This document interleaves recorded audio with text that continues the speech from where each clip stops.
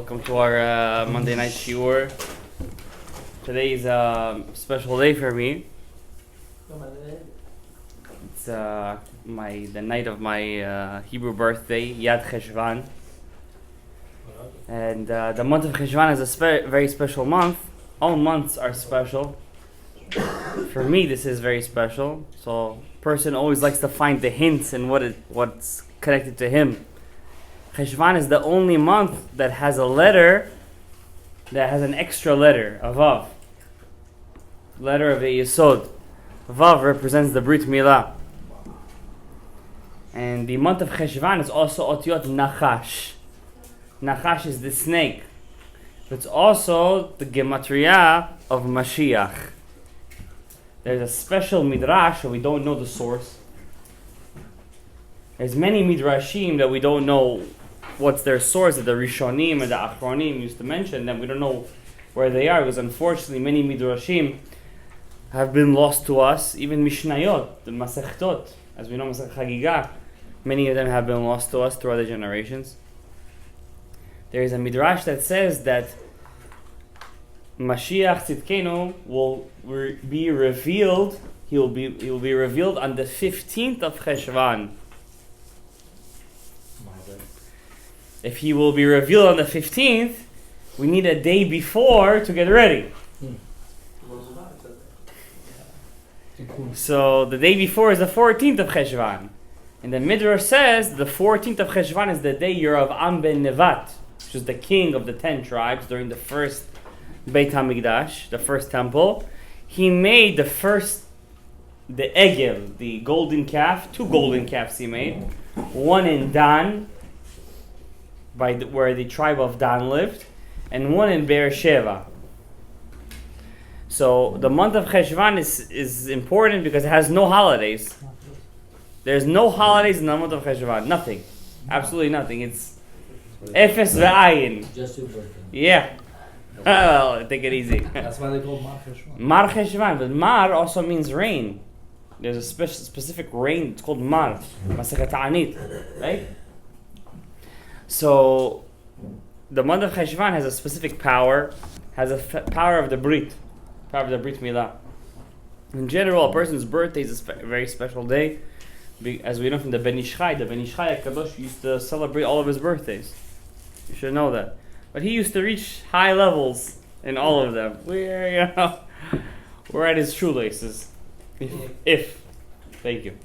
Thanks for the correction.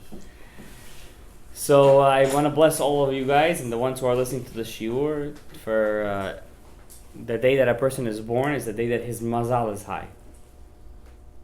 The day that your mazal is very strong, so it's significant to give brachot on this day. I want to bless you guys that you should have a lot of hatzlacha ba'avodat Hashem, because that's really the only thing that matters. And may you guys have hatzlacha in parnasa. In chinuch yeladim, and most importantly, once again, ba'avodat Hashem, because at the end of the day, the more you think about it, we only live for one thing. The tachlit of this life is to connect to the infinite source. Imagine if your iPhone would always be full charge.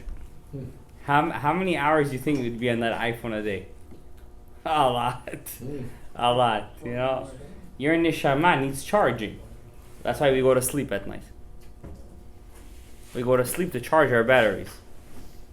But it's not some kind of skaska, chas v'shalom. Some kind of, fake story. Your neshama needs to charge up. Rav Nachman Breslev in Likutei Moharan says that your neshama charges through 2 things. One of them is dangerous. It's not good to do. One of them everyone has to do. That's sleep.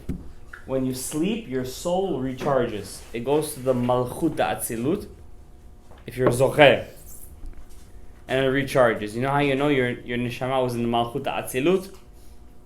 If you wake up in the morning with a good feeling, ready to tackle the day. Not because it's sunny outside. Even if you live in London, where it's always gloomy, or in Seattle, you're ready to tackle the day. That's considered that your neshama was in Malchut Atzilut. Because why? You wake up, you have to be me'orer at shachar. Not that the shachar has to be me'orer you. You don't have to wake up the day. You don't have to. You don't have to have the day wake you up. You have to wake up the day.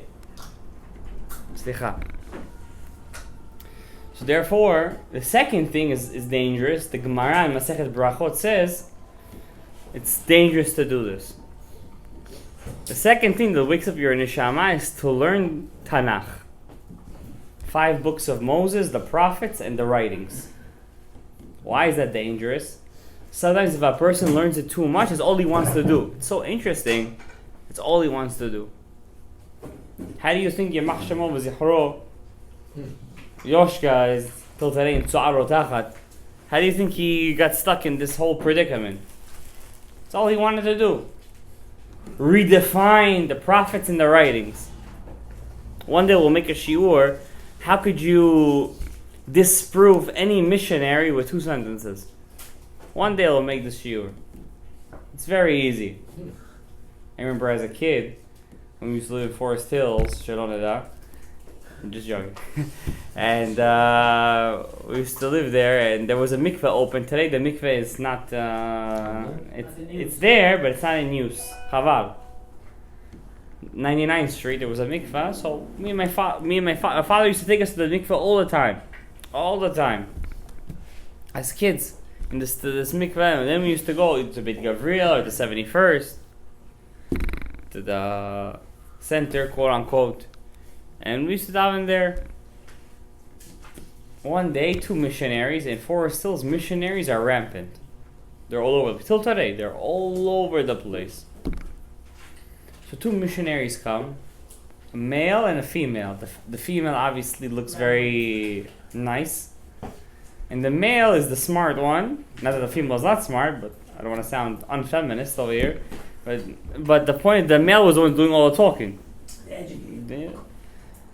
Right away, he started to talk to my father. The female ran like 2 blocks. I remember this as a kid. I'm not with him. Yeah, I'm not with this guy, and he was talking to him. I remember standing there. It felt for me for ages. I was maybe standing there for hours. It was probably less. But the point is, when you know and you believe, and you not just believe, you know. King David told King Solomon, know your God. Don't believe in him. We don't need believers. We need people who know. Da et Elohei avicha ve'ovdeu. Once you know him, then you're going to serve him for real. Today I was davening shacharit. You have a couple of kids, this, that, so it's hard for you sometimes, after you finish taking care of them, changing a couple of diapers, putting a couple of them in the car, this, then you want to preach shacharit. You don't have that hitorut. You don't have that. You don't have the will to pray. So you pray just because you have to pray. But the Gemara in Barachot says, be careful. Don't make your prayer like work. Don't turn it into work. Always has to be techanunim. Always has to be something fresh. So what do you have to do in that case? So the Gemara says, think about where you're standing. You're standing in Kodesh HaKodashim. You're standing in the Holy of Holies. What? Every time I pray, I'm standing in Kodesh HaKodashim. Yes. Unbelievable. I don't know if you guys comprehended what I just said, but it's unbelievable. You're mamash standing in Kodesh HaKodashim. At that moment, you're praying Shemona Esrei, you're standing in Kodesh HaKodashim, you're connecting to the Shekhinah, you're recharging. But I don't want to get into too much of a tangent. The point is that when a person has to recharge and he reads too much Chumash, or Nevi'im or Ketuvim, his neshama gets too much attached to it. And the point of our existence is to learn halacha. How to walk in the steps of Hashem. That's the most important thing. Why? I'm going to read you a pasuk in the parasha Vayera. God just comes to Abraham and tells him, Mabruk. You know what that word means, right? You got a brit milah. You had a circumcision. You're in my brit. But I got to take care of the rest of the world too. I'm not just always with you all the time. even though he is, but in a revealed state. So he tells Avraham, I can't hide anything from you. When a person gets a Brit Milah, God can't hide anything from him, and I'm going to explain to you this in a minute. This is a very important part of being what defines Judaism. The first thing that defines Judaism, and maybe the only thing, is a Brit Milah. Before Hashem told Avraham to do a Brit Milah, it says in Parashat Lech Lecha, Vayipol Avraham. Every time God revealed to Avraham, it says, Vayipol Avraham. What's Vayipol? And he fell. It doesn't even say God's name, Yud-Kei Vav-Kei. It says Elokim. It's a more judgmental level of God's name. Look at Lech Lecha. Vayipol Avraham. Even Elokim, Avraham couldn't accept that level of revealment. But once he got a Brit Milah, it says Vayera Hashem Elav Hashem Be'elonim Amrei. God revealed himself to him in Elonim Amrei. What's a Brit Milah? There was a king that we had. His name was Shlomo HaMelech. King Solomon. That's what they say. Shlomo HaMelech, there was a woman who came to visit him. Her name was Malkat Shva. She was a queen in Africa. And she came to visit Shlomo.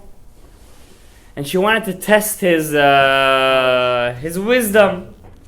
She said, they say that you're the smartest man that has lived and that ever will live.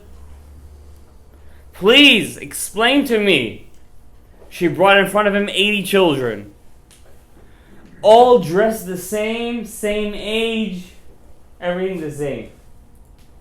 She said then 40 of them have a Brit Milah, and 40 of them do not. Explain to me, the wisest man, which one of them, these groups, the 40, have a Brit and which one don't? It's a pretty tough question, right? In these days, they would put him straight in jail, the queen and the king. So he said, no problem, I'm going to tell you right away. Which one has the Brit, which one doesn't have the Brit? He took all 80 kids to the Beit HaMikdash. And he opened up the Aron Kodesh. The Aron, is this Aron Kodesh? He opened it up. The 40 that didn't have a Brit Milah right away fell on their faces. The 40 that did have a Brit Milah, were able to still stand on their legs. A person who has a Brit Milah, he's able to stand Gilui HaShekhinah. He can handle God's revealment. A person who doesn't have a Brit Milah cannot stand the God's revealment. You get them as a joke, right? Everyone today has a Brit Milah. Not true. Many Jews that lived in communist Russia were too afraid to have a Brit Milah. My father, he worked in a certain place in the city for about 20 years. And he had a co-worker over there, a Russian guy from communist Russia, former Soviet Union. He gave his kids a Brit Milah when he came here. But he himself never had a Brit Milah. His name was Lyonya. Don't laugh. Gabriel. Don't laugh. That was for you. I'm laughing. So, no, but Lo Aleinu. He didn't have a Brit Milah. Rav Yitzchak Zilber, one of the great tzaddikim, I call him Lamed Vav tzaddikim. His main thing in his life, he used to give Brit Milahs from Russian Jews from communist Russia. 40 years old, 50 years old, 60 years old, he used to give Brit Milahs. That was his thing. He used to give Brit Milahs. I'm going to tell you guys something even deeper. Even deeper. The Pirkei de Rabbi Eliezer says, every time that a person does a Brit Milah for his child, Hashem looks at the Brit and he smells the reach of the Ketoret, that the Kohen, the incense, would do in the Beit HaMikdash. He smells the reach of the Ketoret. And the blood, it's very important that a child bleeds during the Brit. Very important. People think that Mohel does a brit, yalla, it should be the cleanest as possible, no blood comes out. There's a special thing today that Mohels use. Don't ever use this kind of Mohel, B'ezrat Hashem, in the future. It's something called, it's like a key. He does the magen. There's a magen, when they peel up the foreskin, they put a shield. Yeah. And then he ties it with like a key that, for sure, it should stop all blood flow and everything. He cuts the foreskin and no blood comes out. He ties it so hard, there's no blood flow. It's not good, according to the Zohar Kadosh. There must be blood. That blood is called Dam Tum'ah versus Dam Tahara. This is what defines Judaism. The Brit Milah, the Ot, this is the sign, the sign. And they close it, and I know very big speakers in Judaism today. They're mohels, and they use this mafteach. It's called the mafteach. They tie the kid's brit, the foreskin, that the blood should not come out. Ze asur, according to the Zohar. And when you cut the foreskin, after you cut it, many mohels today, unfortunately, there's an outer skin and an inner skin. It's called Milah Upreya. They cut both at the same time. The inner skin is Kedusha. According to the Ari HaKadosh, it's Yesod De'ima. The outer skin is Klipat Noga. You gotta cut that off totally. And the Ari HaKadosh says, I heard this from Rav Ben Zion Mutzafi, when you cut out the outer skin, you hear this? Future Abba?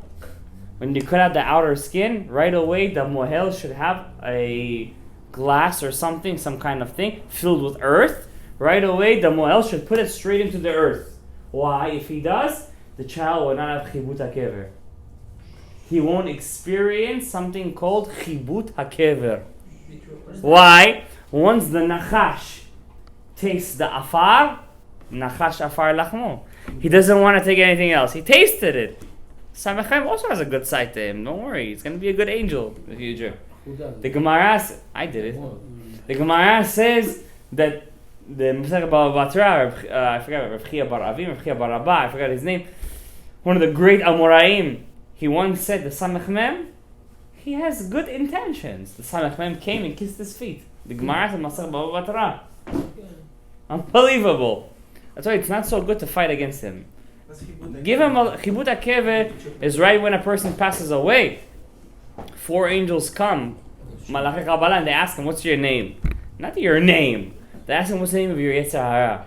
Until you can't tell them, you go through a certain onish, certain punishment that's almost as hard as Gehenom, maybe even worse.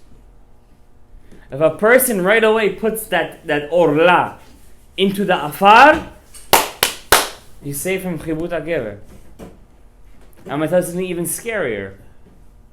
And we all here had a Brit Milah, right? Do it again. I hope. So,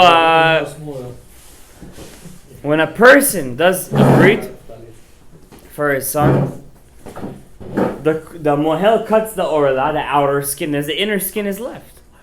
He has to cut that inner skin with his nails and rip it, the inner skin, rip it, and reveal the atara, the crown, the top part of the brit. Many mohels today don't do that. They rely on Rav Hai Gaon. They just cut everything, the outer skin with the inner skin at the same time. Chaval, the inner skin is Kedusha. It's Yesod De'ima. If you have Kabbalah, it's Yesod De'ima. They cut it off right away. And what's even worse? The mohalim that make sure there should be no blood. Why? They want the business. And there should be no blood. I heard from one of the mekubalim, is a special segula. When the mohel cuts the brit, the blood on the knife, he has to show it to the kahal. He has to show it to the kahal. That blood is mechaper. It atones for the averot of the people in the crowd. I heard this today. I was on the floor. I got on the chair. The blood he has to show. Like this, he has to show the blood. The blood is mechaper. The Pirkei Eliezer says, when Avraham did a Brit Milah, how many Brit Milahs do you think he did? How many you think? A lot. How many students he had? Last week's parasha. Who did Shai Mikra V'Chat Targum? How many? 318, thank you. You didn't know Shai Mikra Targum, but you still know. Kol hakavod lecha. Huh? That's Rashi. But he did. But it says the Torah doesn't say anything that's fake. He had 318 students.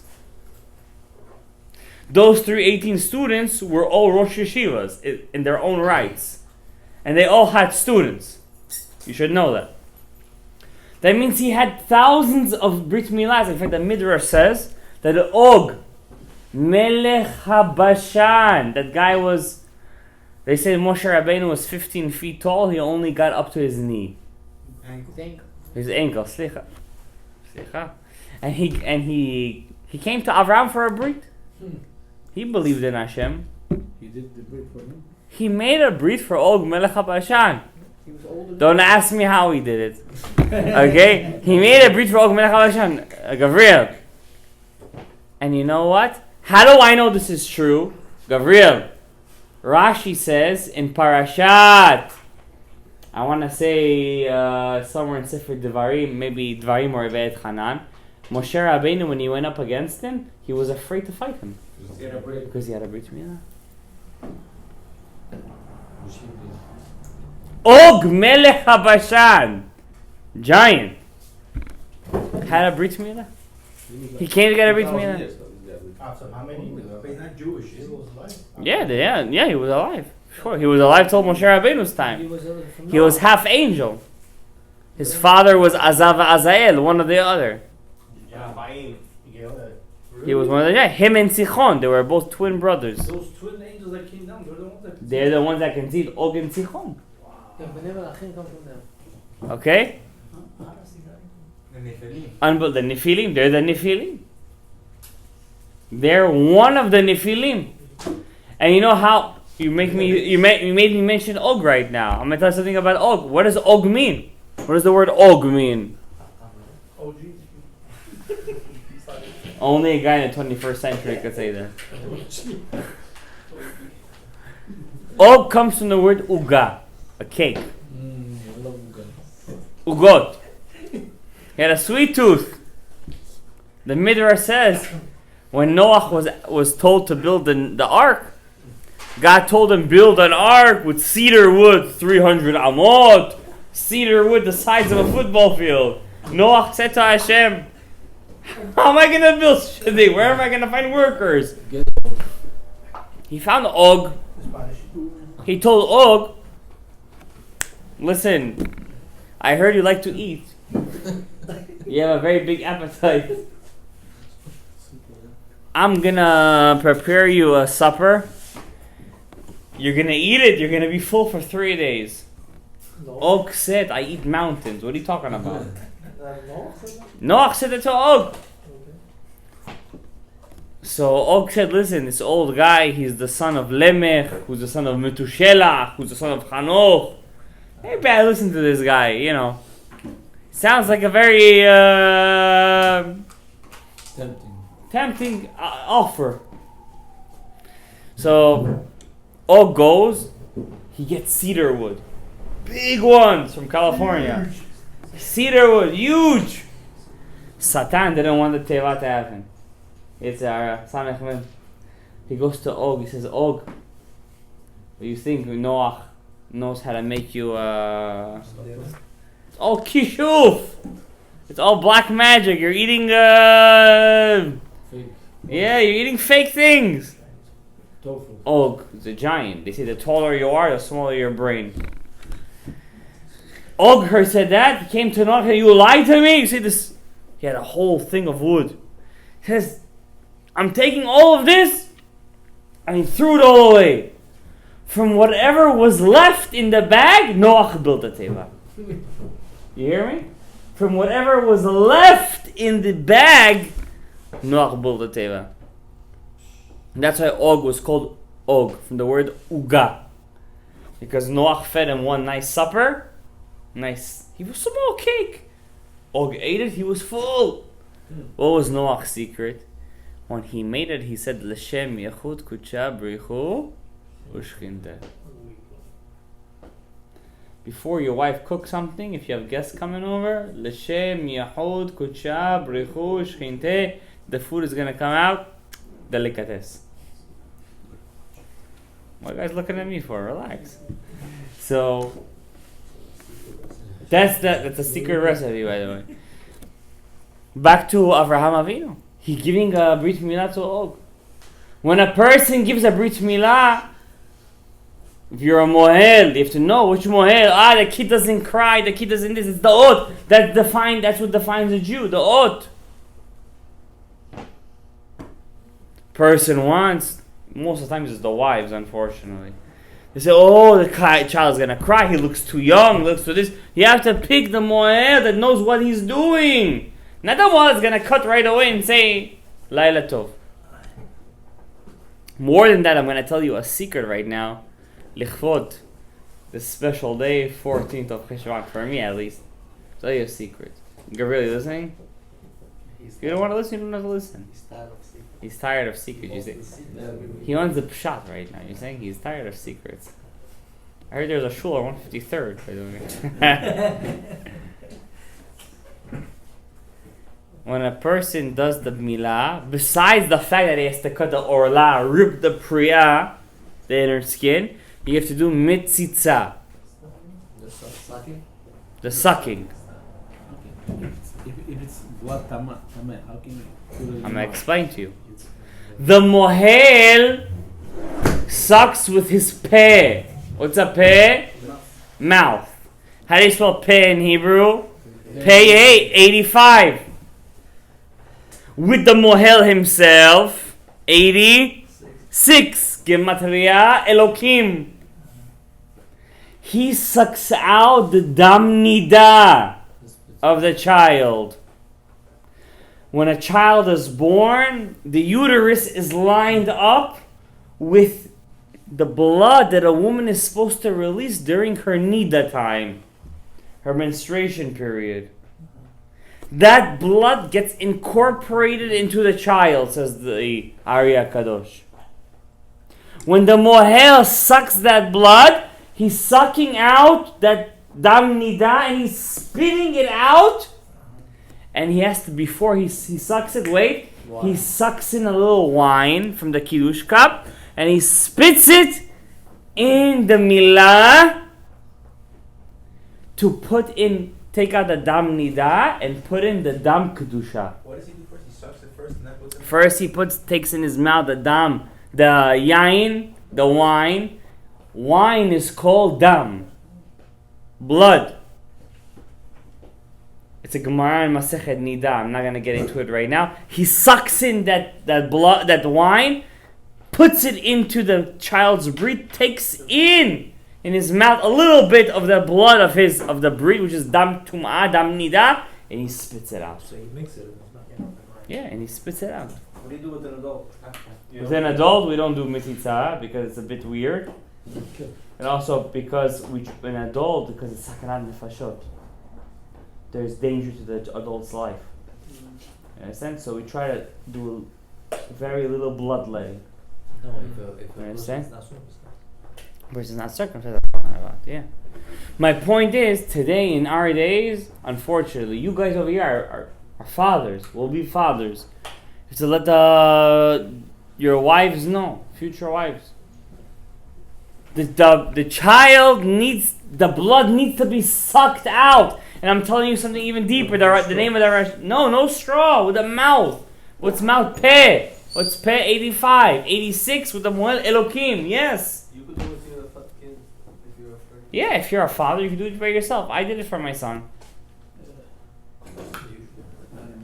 And the Rashash said, Gabriel, the Rashash said, Ashrei ish yikaven bezod. Blessed is the man that will have kavanah in this.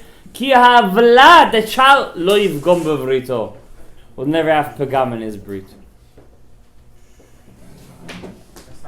That's true. The Rashash said it. You know who the Rashash was? Jew R.Shalom Gadaev. The Nitzotz of the Arya Kadosh.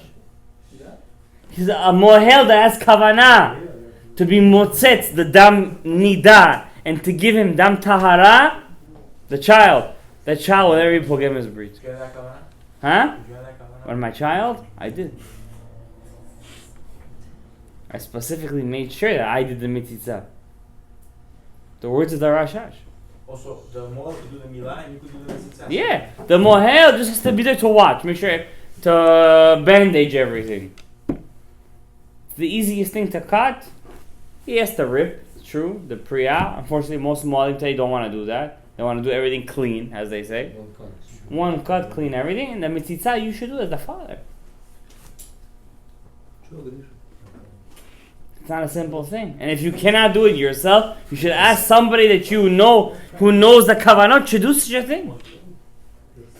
Do you know what it is? It's a guarantee that a child won't be pogem his brit. And I'll tell you even more than that. Even if the child will be pogem his brit, that child will always come back and be shomer his brit in an unbelievable way. And a person's parnasah, it's all dependent on that. Everything is dependent on that. Avraham Avinu at the age of 99. Why 99 he had his brit milah? Do you want to know why? Today I'm going to reveal you guys a secret. Avraham comes in when the secret's coming. It's not gonna happen. Do you know why he had at the age of 99? Okay. Porque el amor. What's the ninth sphera? Yesod.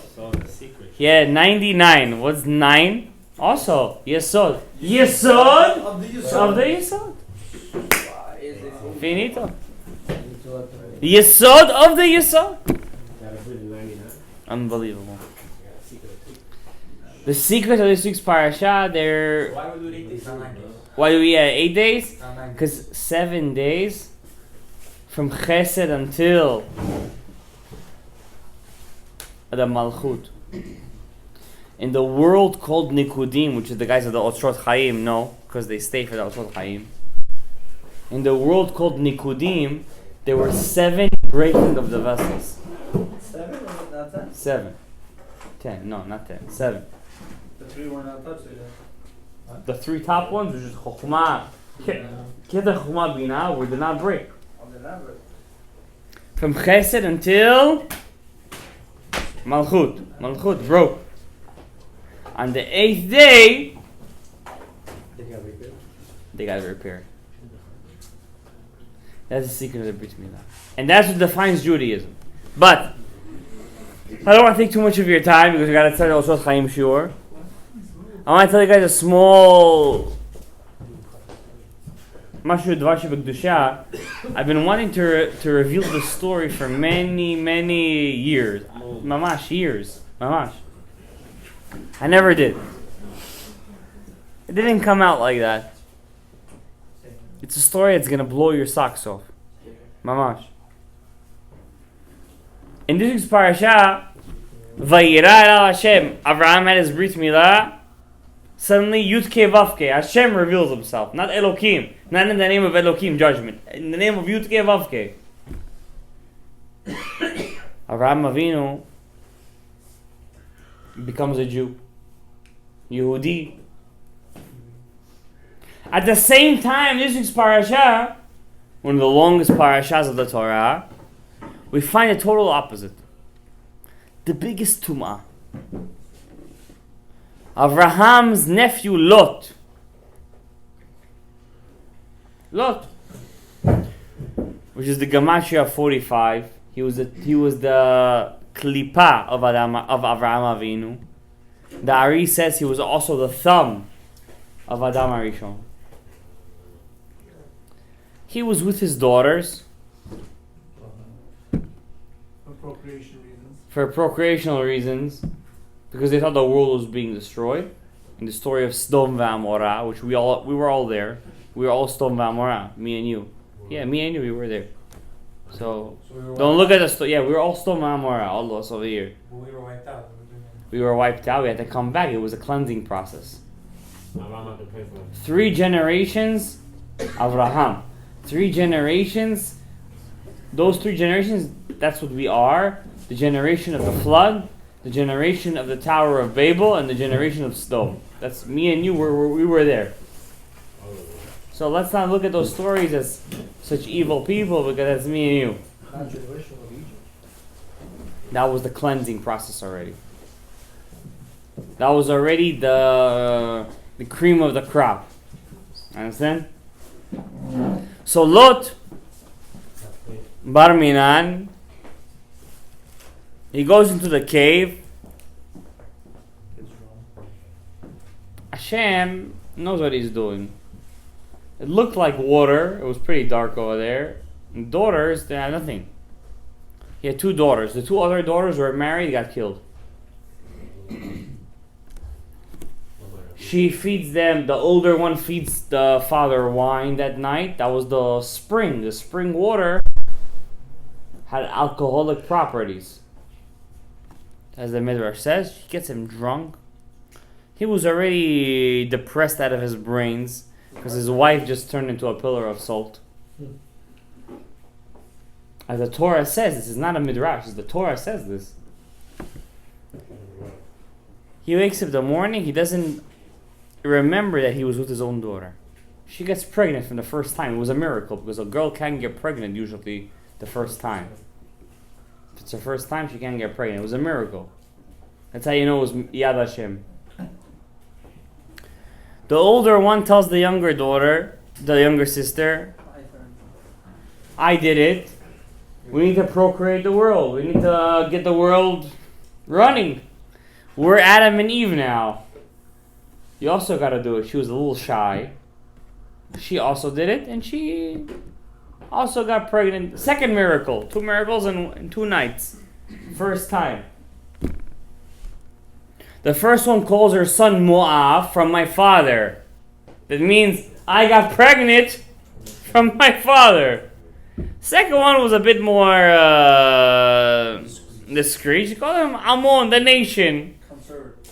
Yeah, reforming conservative. I'm going to tell you guys a scary story right now.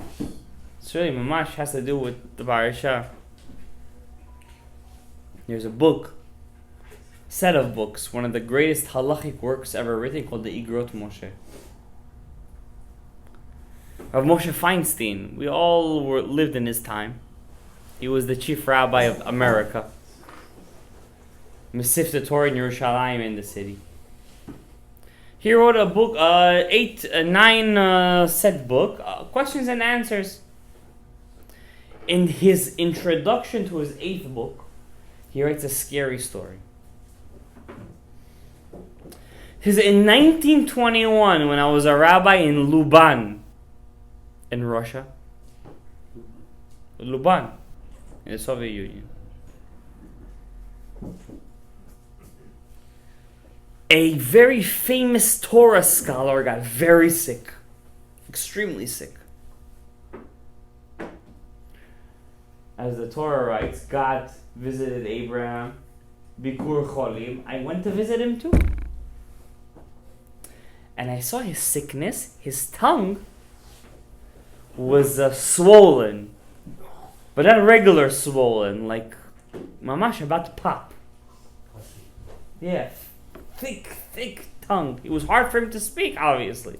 It took all the space of his mouth. And he looked at me and he said, Rabbi, this is where Moshe Feinstein was a young man. He said, Rabbi, Rav, he was a big Talmid Chacham, I want to tell you what was revealed to me in a dream, why I got sick like this, and why I'm going to die from this sickness. This is not a story of Sfaradim, not a story of Hasidim. This is a story, you don't get more litfak than this. Rav Moshe Feinstein. He wrote this story, Rav Moshe Feinstein wrote this story in his introduction to his 8th volume. You guys could check this out. Google it. I said this before? Maybe somebody didn't hear. I see it. I don't think so.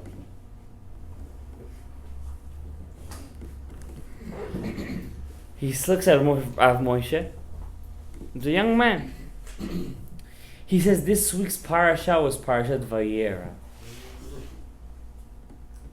And in Parashat Vayera we read how the two daughters of Lot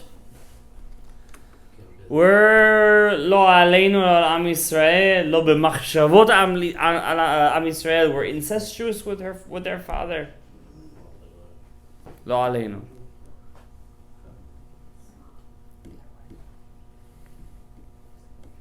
And I gave a lecture in my shul. I had a small shul. And I said how dirty they were. How disgusting they were. To the point where the older sister even named her son after her father. That night I went to sleep. Ubechalom adaber bo. In my dream, I see two women dressed extremely modestly. Even their face was covered. Elderly women, two girls. And both of them told me, we are the daughters of Lot.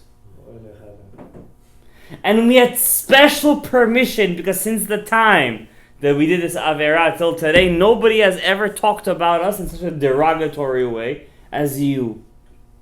We had permission from Shamayim to come to you and to defend ourselves. And we want to tell you, you are Talmid Chacham, you're supposed to be careful of Lashon Hara and Motzi Shemra. Do you even know why we did whatever we did? We really thought that the world was being destroyed. And do you know the older sister spoke why I named my son after my father? Because I knew in the future there will be a man called Yeshu HaNotzri, Yoshka, and he will claim he comes from a virgin birth. And we wanted to make sure that from the future of the world they will know that my child didn't come from a virgin birth. It came from a person. Even though it's so disgusting that it was my father, at least they wouldn't make him into a deity. That's why I called him Moab, that they wouldn't turn him into a god, like Yeshu turned himself into a god. And you said on me, Lashon Hara,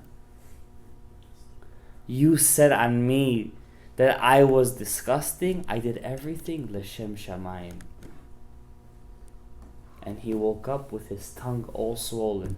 Just like the Meraglim, the spies, got punished with their tongue got swollen and blown up. He finished saying the story to Rav Moshe Feinstein. Rav Moshe Feinstein, he turned around and he died. Morai Rabotai, who can hear the story and not shake? How important it is to judge favorably. Kav Zechut. Even the daughters of Lot, that she called her son Moab from my father. It's so disgusting. She did that because she shouldn't turn him into a god, virgin birth. That's why Ruth, somebody asked this question today. Did she come from Ammon or Moab? Moab. Because the eldest daughter was more L'Shem Shamayim than the younger one. This is in the same parasha where Avraham Avinu has the Brit Milah and has a son Yitzchak. Ze le'umad ze asa Elokim. There's a lot more to say, but unfortunately time is short. We gotta go to Tzot Chaim. Hashem bless everyone over here. I hope all your wishes should come true. La'avodat Hashem. May you guys mamash have success in Torah, in mitzvot, masim tovim. There's so much more to say this Shabbat. B'ezrat Hashem, we'll get into one pasuk in this parasha. I'm telling you, anyone who has children has to say this pasuk every day, 100 times. 100 times. It's going to give you a sigula lechinuch hayeladim. And this week's parasha, it's strong. Vayera is strong. And may Hashem bless all of us with parnasat tova, shefa, brachot, v'atzlachot, Yeshua, shalom, bayit. בכל ההצלחות, וכן יעשו ונאמר, אמן.